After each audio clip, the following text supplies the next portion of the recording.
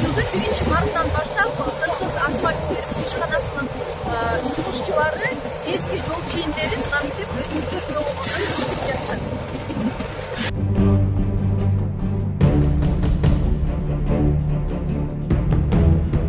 Ушул эки полосанын ортосуна экиси машина алышпайсың да, эки полоса.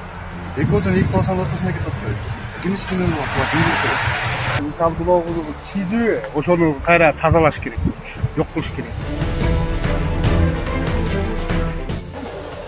Eski razmetkalardan ölçüp atağız.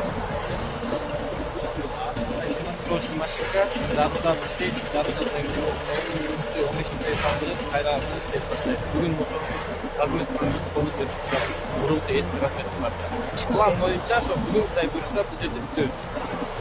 Bu Rıskuluvadan başlap, ana hemen Cügöçeri бүтөбүз. Бүгүн ушул эски жол чийиндерин өчүрүп аткан күбө болуп атабыз баарыбыз.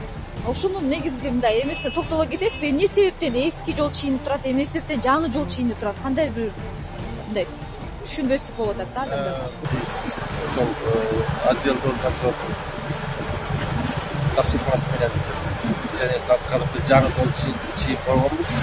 Эски жол чийди ошол кезде эле өздөрү алышкан болчу. Ошол Кытайдан компания менен алат беле бизге белгисиз. Ошол 2 күн албай коюп, ушундай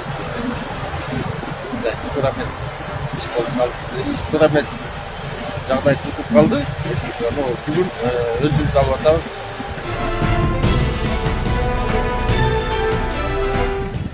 Ошол эле Тынчтык проспектиси менен Горький көчөсүнүн кесилишинде дагы мындай өзүңүздөр баамдагандай канча жол тилкеси, башкача айтканда сызыктары жайгашкан көрүп эле турасыздар. Автоунаалар келип оң жагына токтойбу, сол жагына токтойбу, же ортосуна токтойбу, кыскасы белгисиз. Жолдун арка өзүндө ошол жол кыймылын тескөөчү офицерлер дейбиз, агаларыбыз турат. Алар болсо кандайдыр бир комментарий берүүдөн баш тартууда. Себеби дегенде официалдуу каттын гана негизинде жооп беребиз дешүүдө.